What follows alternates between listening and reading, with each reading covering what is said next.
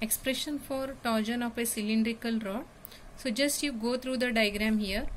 Consider a long cylindrical rod that is of length L is considered, and that is of radius is here considered as a capital R, and it is fixed at the upper end, and O dash B its axis. This is its axis, and just imagine that the cylindrical rod, that it is made up of thin concentric hollow cylindrical layers. So that thickness you can see here that it is considered as a dr. And if the rod is twisted at the lower end, concentric layers they slide one over the another. So like this when you are twisting here, and its moment will be 0 at the fixed end, that is here it is fixed end, and it increases along the downward direction. Here it is increasing.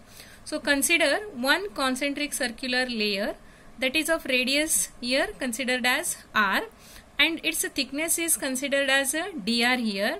So a point X on the top means this point which remains fixed, and the point B at its bottom, this point, it shifts to B dash.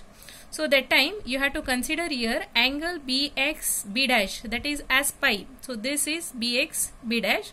So that angle is considered as here pi, and shear angle is, this is a shearing angle, and pi is also very small, and B dash is considered as L into pi. Next see the angle BO dash B dash. So O dash is here, O is here.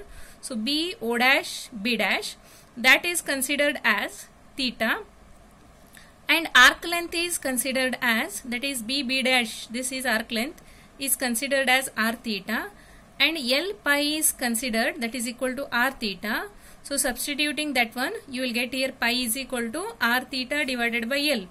Now see L pi is equal to R theta, and pi is equal to here R theta divided by L. So cross sectional area of the layer is considered as here 2 pi R into dr. So F is the shearing force, and shearing stress is equal to, that is T is equal to force per unit area, that is force divided by 2 pi R dr, and shearing force is equal to here 2 pi R dr into T. So that is considered as equation number 2 here.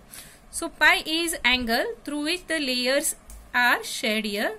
Therefore the rigidity modulus N is equal to shearing stress divided by shearing strain, that is equal to T divided by pi, and T is equal to N pi, that is equal to N R theta divided by L. Therefore equation 2 becomes here, means this equation, F is equal to N R theta divided by L into 2 pi R dr. So that is equal to 2 pi N theta R square dr divided by L.